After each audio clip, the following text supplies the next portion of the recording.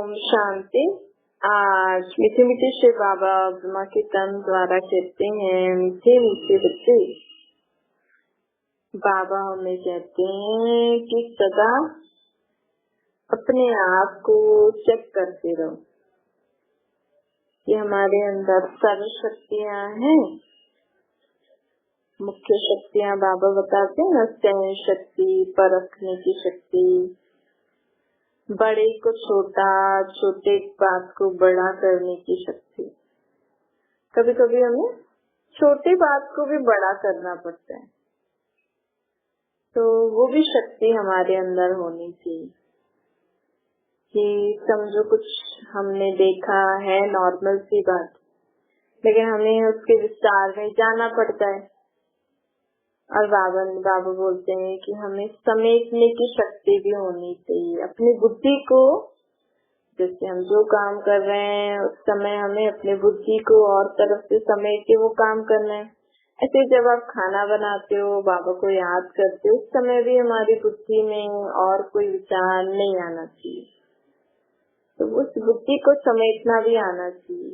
समाने की शक्ति, आप जिनके साथ रहते हो, कार्य करते हो, होते तो सभी में कुछ न कुछ अवगुण कमजोरियां होती हैं, लेकिन हम सभी की कमी कमजोरियों को समाकर, बुराइयों को समाकर, बुरे स्वभाव संस्कारों को समाकर, एक होता है सहन कर रहे हो। सहन मतलब आप सुन रहे हो और आप सुनते हुए उनकी बात को, सुनते हुए भी मन में और बुद्धि में उनके बारे में विचार नहीं कर रहे। और दूसरा है कि आपको उनके साथ फिर कर्म भी करना है, तो समाना भी पड़ेगा, भूलना भी पड़ेगा। पॉजिटिव वे में चेंज करते जाओगे ना तो भूल जाओगे। ये भी आत्मा है, चलो कोई बात नहीं, इसके भी स्वभाव संस्कार जल्दी ठीक हो जाएंगे। तो दूसरा होता है सामना करने की शक्ति। जीवन में कई परिस्थितियां ऐसी आती हैं, व्यक्ति ऐसे होते हैं जिनका हमें सामना करना पड़ता है, काम करना है। अब देखो दुनिया में लोग, किसी से ऐसे दिल लग जाती है, फिर कुछ ऐसा हो जाता है तो वो सामना नहीं कर सकते कि इसने मुझे धोखा कैसे दिया, तो सामना नहीं कर पाते। तो आजकल तो सब कुछ सहज हो गया है ना, सुसाइड करना, अपने शरीर को खत्म कर लेते हैं, आत्मा को तो खत्म नहीं कर सकते। कहते हैं आत्महत्या, लेकिन आत्मा की हत्या नहीं होती, शरीर की हत्या कर देती। क्यों? क्योंकि आत्मा सहन नहीं कर पाती, सामना नहीं कर पाती। एक तो है सहन कर लिया, सहन तो चलो वो बोला, वो चला गया, हमने ठीक है, हम शांत रहे। लेकिन अगर उसके व्यक्ति के साथ आपको रहना पड़ रहा है, कार्य करना पड़ रहा है, उस परिस्थिति कोई आप जैसी भी परिस्थिति है उसमें आपको चलना पड़ रहा है, तो कहाँ कहाँ किसी की कमी कमजोरियों को समाना भी पड़ रहा है, मतलब भूलना भी पड़ता है और उनका सामना भी करना पड़ता है, उनको फेस भी करना पड़ता है ना। वो सिचुएशन को फेस नहीं हो पाती ना, बहुत सारे विचार आते हैं, बहुत सारी दुख की फीलिंग आती है। तो पॉजिटिव वे में हमने समा लिया, लेकिन कई ऐसी फीलिंग्स आती हैं जिनको हम नहीं भूल कन्वर्ट कर पाते। जैसे तूफान आया है, तो तूफान आएगा, हमारे कुछ काम है ऐसा, तो आप उसको सामना करके जाते हो, अपनी चीज ले आते हो। ऐसे ही जीवन में भी कई सिचुएशंस, कई बात ऐसी होती है, खास करके जो जब पक्के अच्छे रिलेशन में कोई होता है और वो लोग शरीर छोड़ लेते हैं, या कोई किसी को धोखा दे देता है, कुछ उल्टा सुल्टा बोल देता है, कर लेता है, तो वो लोग उसको फेस नहीं कर पाते कि वो उस सिचुएशन की, इसने मेरे साथ ऐसा कैसे किया, इसने मुझे धोखा दिया। तो आजकल आत्माओं में, अगर आत्मा भगवान से जुड़ी होती है ना, तो वो परमात्मा उसके साथ का अनुभव उसको होता है। लेकिन आजकल ना कोई भगवान को वैसे याद ही नहीं कर रहा है। हाँ भाई, सुबह शाम याद कर लिया, जब ज्यादा दुख परेशानी होती है तब याद कर लेते हैं।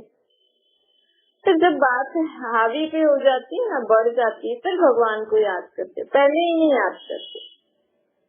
अगर हम डेली टू डेली बाबा को याद करें, आप किसी भी रूप में अभी भी भगवान बाबा को याद करते हो, चलो आप किसी भी वे से याद करो, लेकिन रोज रोज डेली याद भी करो, उनसे बातें भी करो, उनको अपने मन का हाल बताओ।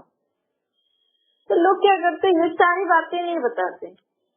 जब भी कोई बात होगी ना तो सोचते हैं हाँ कल एक दूसरे से डिस्कस कर लेंगे, फिर जब सुबह होगी, शाम होगी, कुछ आरती वारती होगी, भजन आदि ऐसे कुछ होगा सुबह को, तो जाएंगे करेंगे, फिर वहाँ प्रार्थना करेंगे, या कहीं दूर मंदिर में पैदल जाके मैं वहाँ प्रार्थना करके आऊंगी। अरे आपको आत्मा को दुख परेशानी अभी हो रही है, उसमें सहन शक्ति अभी नहीं है, तो अभी अभी बोलो ना, बाबा को याद करो ना, भगवान को। तो ये लोग करते नहीं। आजकल कोई भगवान को याद करे तो बोलते हैं तो खुद जी, मतलब भगवान को याद करना भी लोगों को अच्छा नहीं, आजकल का फैशन नहीं। कोई अगर ऐसे आजकल ऐसे याद करे तो बोलते क्या कर रहे हैं। तो बाबा कहते हैं देखो, लोग आजकल सिर्फ बार बार का दिखावा करते हैं, फिर आत्मा में शक्ति डालते हैं, एक दूसरे के भरोसे चलते हैं, फिर कभी कोई धोखा दे देता है तो बीमार पड़ जाते हैं, हार्ट अटैक आ जाता है, या तो शरीर को घात कर लेते हैं। और इसमें भगवान भी क्या करे। तो बाबा तो हमें पहले से ही बता रहे हैं ना।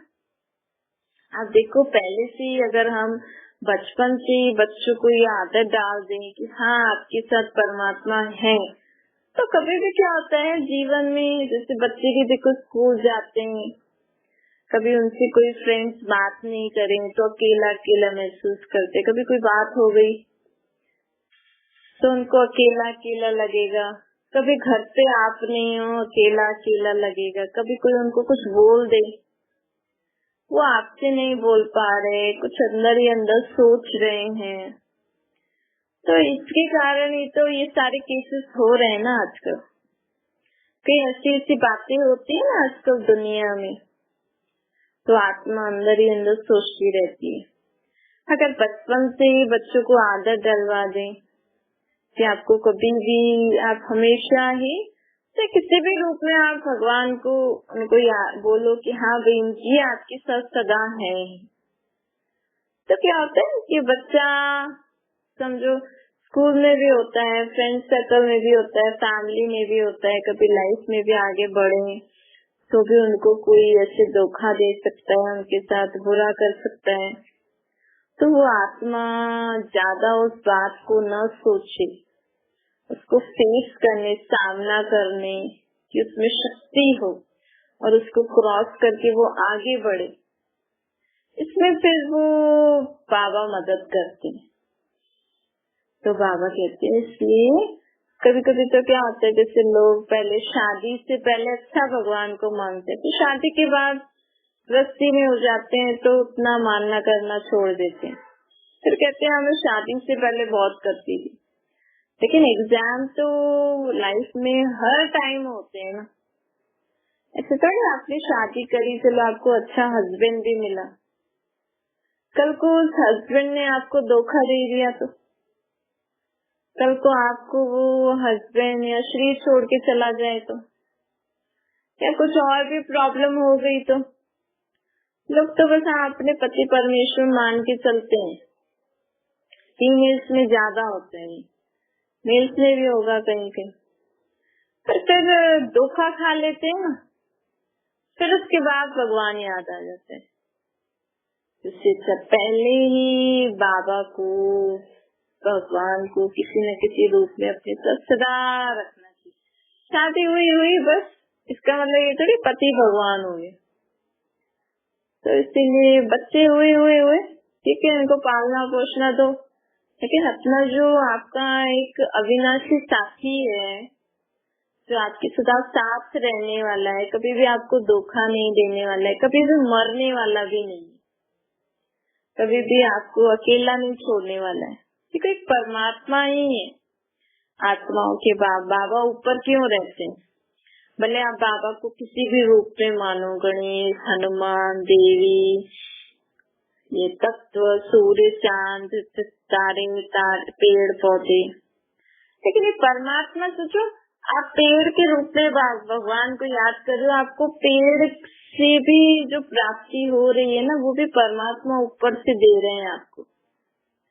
आपको सूर्य तो बत्ती है इस ऋषि रंगमंच पर लाइट देने वाली।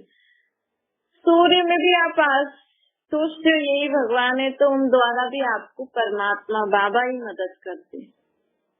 तो आप किसी भी रूप में रखो, लेकिन सदा ही रखो। और सदा रखोगे तो इससे क्या होगा? कभी भी कोई बात होगी तो पहले हम किसको बोलेंगे?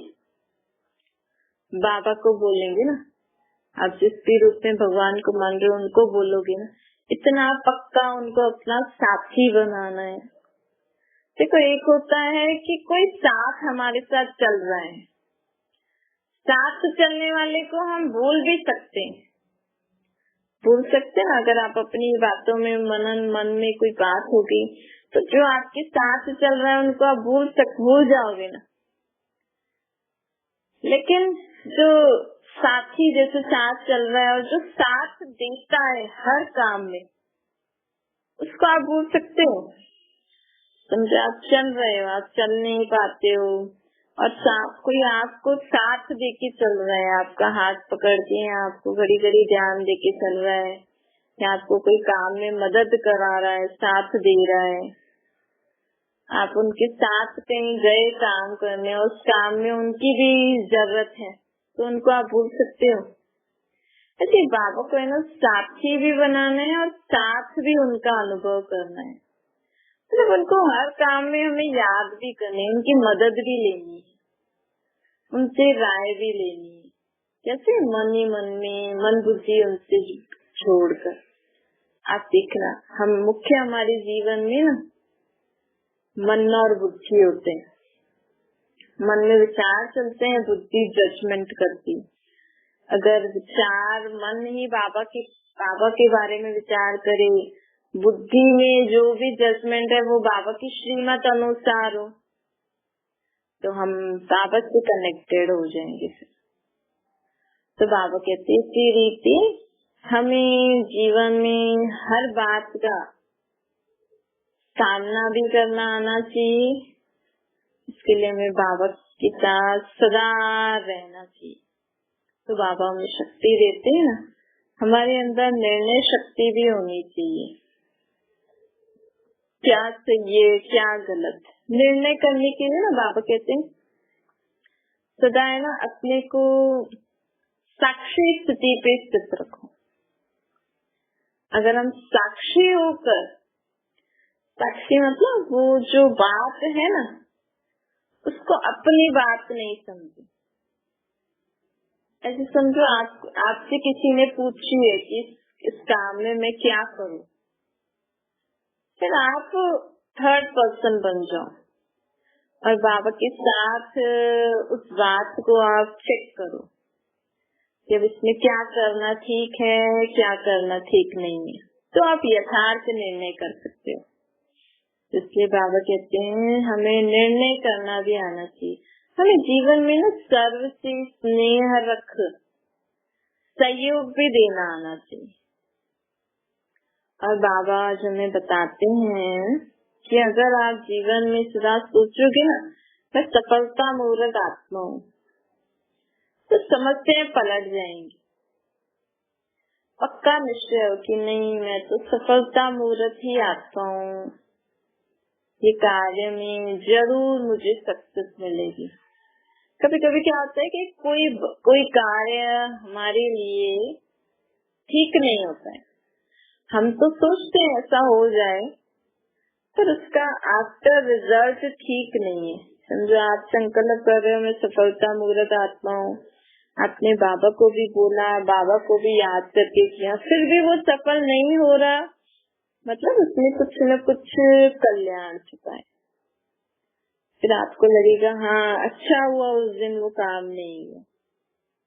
इसलिए हमें हर मतलब जीवन में सदा पॉजिटिव रहना है, बाबा कहते हैं।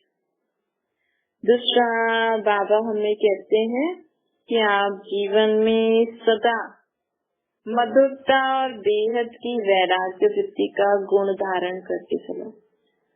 मधुरता अर्थात मीठापन। हमारे मीठापन सिर्फ ऐसा है कि हम बस मीठे मीठे अच्छे अच्छे बोल बोले, लेकिन मन में भी शुद्धता हो। कई लोग होते हैं ना, बाहर से मीठा मीठा बोलते, अंदर से विचारों से कुछ मिलावटी होती है, कुछ कड़ापन होता है। वैसा नहीं होना चाहिए। इसलिए बाबा बोलते हैं मधुरता, हमारी सोच, हमारे बोल, हमारे संबंध व्यवहार बहुत अच्छे, सबको अच्छा लगे, सबको अच्छा लगे। हम कैसा भी कोई व्यक्ति हो ना, उसकी बुराइयों को समा कर आप उसके साथ अच्छा व्यवहार करके चलो। ये भी हमें अभ्यास करना है ना। ये अभ्यास कब सहज होगा?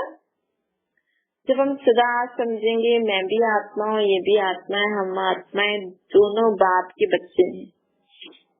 समझो, आपको आप ऐसा ही अभ्यास करके देखना। आपको अगर लौकिक जीवन में जो हमारे लौकिक संबंधी होते हैं ना, देहधारी, अगर किसी भी एक संबंधी से आपको बहुत अच्छा नहीं लगता है, मतलब उनके साथ संबंध में आते, क्योंकि उनमें बहुत सारे ऐसे कुछ अवगुण या ऐसे नेगेटिव बातें आपने अनुभव की होंगी, तो आप उनसे अब जब भी मिलो ना, जब भी उनको देखो ना, या भी आप उनके लिए संकल्प कर सकते हो कि नहीं, वो भी आत्मा है, वो भी बहुत अच्छी आत्माएं हैं, वो सब भी बाबा के बच्चे हैं। भले आप उनके साथ संबंध नहीं निभाओ, लेकिन हमारे मन में ना किसी के लिए भी नेगेटिव विचार नहीं होना चाहिए। वो ऐसा है, ऐसा है नहीं, बस वो अच्छी आत्मा है, फुल स्टॉप। इससे क्या होता है कि हमारे मन में किसी के प्रति भी नेगेटिव नहीं होगा ना, तो बाबा की याद जल्दी आएगी। अगर हमारे मन में, क्योंकि मन में ही बाबा की याद आती है ना, पहले मन संकल्प करता है ना कि बाबा को याद करते हैं, फिर बुद्धि में चित्र आता है कि हाँ बाबा तो ऊपर है, बाबा को निराकार रूप में अपने को आत्मा समझ के याद करना। अब ये समझ हमारी बुद्धि में आ गई। पहले क्या होता था कि आपकी बुद्धि में बैठा हुआ था भगवान को याद करना, मतलब नहा धो के साफ कपड़े पहनकर सुबह सुबह या शाम को याद करना है, सब मंदिर आदि सब क्लीन करके, मूर्तियां वूर्तियां साफ करके फिर भगवान को याद करना है। तो फिर उनपे फूल भी चढ़ाना है, अगरबत्ती भी चढ़ानी है, प्रसाद भी चढ़ाना है, कुछ मंत्र जाप भी पढ़ने हैं। फिर भगवान से कुछ चाहिए तो उनके आगे हाथ जोड़ के उनसे प्रार्थना करनी है, उनसे मांगना है, उनके आगे सर झुकाना है, मत्था ढक के बैठना है, चप्पल उतार के बैठनी है। और क्या क्या होता है, जो भी होते हैं ना, कुछ भी भगवान से चाहिए तो उनसे बोलना है, हाँ भगवान आप हमारी इच्छा पूरी कर दोगे तो हम इतने का प्रसाद कराएंगे, ये पाठ पूजा कराएंगे, ये लंगर कराएंगे। तो रिश्वत देते थे ना, तो हमारी बुद्धि में ये सारे तरीके थे भगवान को याद करने। लेकिन अब जैसे ही मन संकल्प करे कि अब तो सदा ही याद करना, सदा ही मन में बाबा की याद हो, अब तो आत्मा पता लग गया ना कि आत्मा का वह परमात्मा है, देह से न्यारा है। आत्मा देह से न्यारी हो कि बाबा को याद करिए। इसमें अपने शरीर को चप्पल पहनाई हुई है, इसमें कोई हर्जा थोड़ी है। आप तो शरीर के भान से परे हो गए ना, तो चप्पल भी शरीर में आ गई ना। इस शरीर रूपी चप्पल चमड़े को भूलना होता है, अपने को आत्मा समझ बाबा को याद करना है। सर ढकने की क्या बात है, सर ढकते हैं ना, सर कोई कहते नहीं भगवान के आगे मत्था ढक के बैठो, पता नहीं क्यों ऐसे नियम बना दिए हैं। ये सब भक्ति मार्ग के रावण राज्य के नियम है। रावण की दुनिया है ना, अब ये पूरी दुनिया पे रावण अर्थात विकार बुराइयों का राज्य है। तो इस दुनिया में भगवान को ऐसे ही याद करना सिखाते हैं, लेकिन अब परमात्मा राम अपना राज्य स्थापन करने आए, भगवान स्वयं अपना राज्य स्थापन करने आए। उसके लिए भगवान हमें कहते हैं भाई मेरी दुनिया में तो तुम्हें मेरे को याद करने की दरकार ही नहीं होगी, और मैं अभी आया हूँ, मैं तो कहता हूँ अपने को देह से न्यारी आत्मा समझो। अब भला जब शरीर में से आपको कचरा निकलता है, फ्रेश जब होते हो, उस समय आप नहा लो, बाकी समय बाबा थोड़ा कहते हैं कि आप नहा दो कि मेरे से बात करो, ऐसा नहीं कहते। हाँ, जब हम फ्रेश होते हैं ना, उसके लिए बाबा कहते हैं कि जब हम फ्रेश हो रहे हैं, शरीर में से कचरा निकल रहा है, तो उसको क्लीन करने में हमारे कपड़े, शरीर पे भी छींटे लगते होंगे ना, तो इसीलिए बाबा कहते हैं कि स्नान करो। बाकी तो आप सारा दिन, कभी भी सारा दिन मेरे से बात करते रहो, मेरे से संबंध निभाते रहो, मेरे से बातें करके मुझसे पूछते रहो, प्रार्थना क्या करनी है? समझो हम आत्मा है, बाबा हमारे बाप है, बाप की कोई प्रार्थना थोड़ी करते हैं। आपने कभी अपने बाबा को, बाप को ऐसे बोला था कि अपने लौकिक पिता को कि आप मुझे ये चीज लेके दो तो मैं आपको इतने रुपए की चीज दूंगी, इतने रुपए का प्रसाद चढ़ाऊंगी? तो जब भगवान को आप कह रहे हो तो मात्र काम बालक दे रहे, तो आपको चढ़ाना है तो ऐसे चढ़ा लो। ऐसे क्यों कहते हो कि आप ये मेरी इच्छा पूरी करो तो चढ़ाऊंगी? और वैसे भी आप चढ़ाओगे तो बाबा तो कुछ खाते नहीं है, क्योंकि बाबा को तो शरीर ही नहीं है। खाते तो आप लोग ही हो ना? नहीं, आप कुछ भी समझो घर पे रखते हो प्रसाद के रूप में, कौन खाता है? मूर्तियाँ खाती नहीं क्या? सिर्फ हमें जब भी हम खाना खाए ना, परमात्मा को याद करके उनकी शक्ति से वो भोजन शुद्ध हो जाना चाहिए। बाकी बाबा को तो शरीर ही नहीं है तो खाएंगे क्या? तो देखो बाबा की मत क्या कहती है, जिस भगवान को हम भक्ति मार्ग में कैसे कैसे याद करते थे, तो स्वयं आके कह रहा है कि ये तुम क्या कर रहे हो? मेरे को याद करना है तो खुद को आत्मा समझ के मुझे याद करो, और सुबह शाम क्यों, सदाई मुझे याद करो ना। सदाई जीवन में मुझे याद करते रहोगी तो पहले ही आपके जीवन में कुछ परेशानी आने वाली होगी, कुछ भी बात होगी तो आप मेरे साथ होंगे तो सॉल्व हो जाएगी। इसलिए ये रावण राज्य की दुनिया के जो रीति रस्म नियम है ना, ये बहुत ही मेहनत वाले हैं, और इसकी प्राप्ति ना के बराबर है। अब देखो रावण की दुनिया में मौज मनाना मतलब जोर जोर से गाने बजाना, तालियां बजाना, चिल्लाना, जोर जोर से डांस करना, खुशियाँ ऐसे मनाते हैं लोग, एक दूसरे को चिढ़ा के भी खुश होते हैं। एक दूसरे से मिलेंगे तो जोर जोर से बात करेंगे, हंसेंगे, पता नहीं क्या क्या खाएंगे पिएंगे। ये सब रावण की दुनिया के रीति रस्म रिवाज है। कोई शरीर छोड़ेगा तो इतने दिन शोक मनाएंगे, कोई जन्म लेगा तो इतने दिन में पता नहीं क्या क्या करते हैं, 40 दिन के बाद ये होगा ये होगा, पता नहीं क्या। ये सब रावण की दुनिया के नियम जो भी है, इसमें दुख कितना है, मेहनत कितनी है। देखो रावण की दुनिया में बच्चे पैदा होते हैं, कितना दुख सहन करती है ना माँ, लेकिन परमात्मा राम जो दुनिया बनाने आए हैं ना, उस दुनिया में सब खुश, रोज त्योहार होगा, रोज ही खुशियाँ मनाएंगे। वहाँ किसी के शरीर छोड़ने पर भी कोई रोता नहीं है, ना ही जब बच्चा जन्म लेगा तो बच्चा ही रोएगा। यहाँ पे तो रुलाते हैं बच्चे को, बच्चा जन्म लेता है तो रुलाते हैं।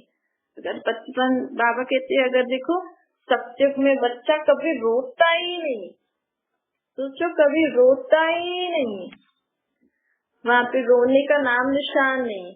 यहाँ पे तो बच्चों को रुलाते हैं जब जन्म लेते हैं। तो ये है रावण की दुनिया। रावण का राज्य है ना अभी, काम, क्रोध, लोभ, मोह, ईर्ष्या, द्वेष, नफरत, घृणा, ये सब रावण की दुनिया की प्रॉपर्टी है। तो ये तो पराई चीजें हो गई ना।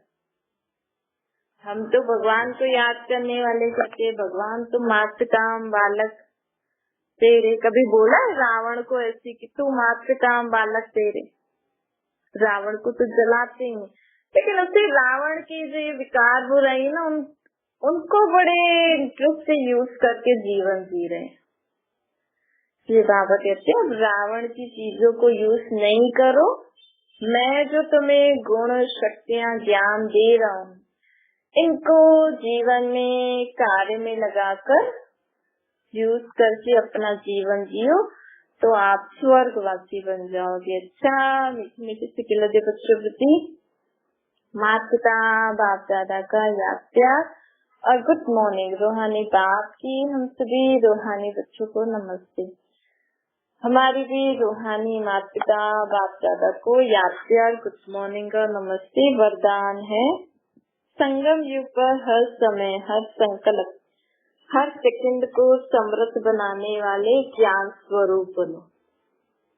बाबा कहते ज्ञान सुनने और सुनाने के साथ साथ ज्ञान को स्वरूप में ला, कर्मों में ला।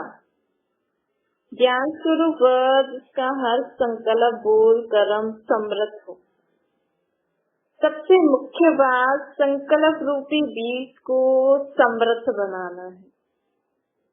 यदि संकल्प रूपी बीज समृद्ध है तो वाणी, कर्म, संबंध सहज ही समृद्ध हो जाएगा। संकल्प हमारा बहुत शक्तिशाली होना चाहिए। तो ज्ञान स्वरूप माना हर समय संकल्प, हर सेकंड समृद्ध हो। जैसे प्रकाश है तो अंधेरा नहीं, ऐसे समृद्ध है तो व्यर्थ नहीं हो सकता है। स्लोगन है, सेवा में सदा हाजिर करना, यही प्यार का सच्चा सबूत है। देखो आपका घर भी परमात्मा का घर है ना, बाबा का घर है, तो आप अपने घर में भी जो भी कार्य कर रहे हो वो सेवा समझ के करो। और जीवन में ना सदा हमें कोई भी कार्य, कोई कुछ भी ऐसे बोलता है, गलत काम नहीं, ऐसे लोग बोलते भी ना, ये करते हैं, करे, तो तुरंत उनको ना नहीं करना चाहिए। अगर आपको उनकी बात ठीक नहीं लगती तो पहले हाँ करके फिर उनको वो समझाओ कि इसमें क्या कमी है, फिर आप बात को चेंज कर दो। तो क्या होता है कि बात बनी रहती है। तो बाबा कहते हैं, अब सदा अपने घर को भी मेरा घर समझो और हर कार्य खुशी खुशी से करो। तो यही प्यार का सच्चा सबूत है कि हम परमात्मा को प्यार करते हैं, हम उनकी आज्ञाओं पे चलते हैं। अच्छा, ओम शांति। बाबा को याद करेंगे।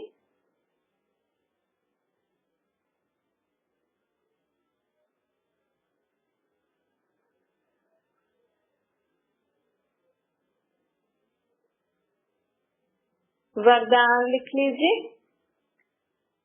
संगम युग पर हर समय, हर संकल्प, संगम युग पर हर समय, हर संकल्प,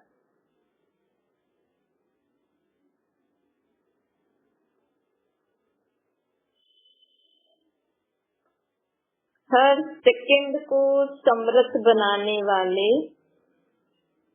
संगम युग पर हर समय, हर संकल्प, हर सेकंड को समृद्ध बनाने वाले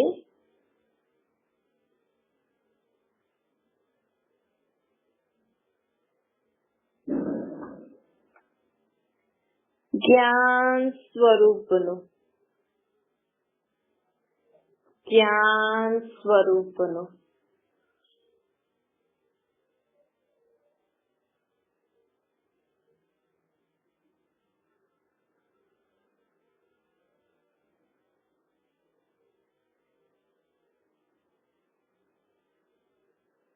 स्लोगन है, सेवा में सदा जी हाजिर करना, सेवा में सदा जी हाजिर करना, यही प्यार का सच्चा सबूत है। सेवा में सदा जी हाजिर करना यही प्यार का सच्चा सबूत है।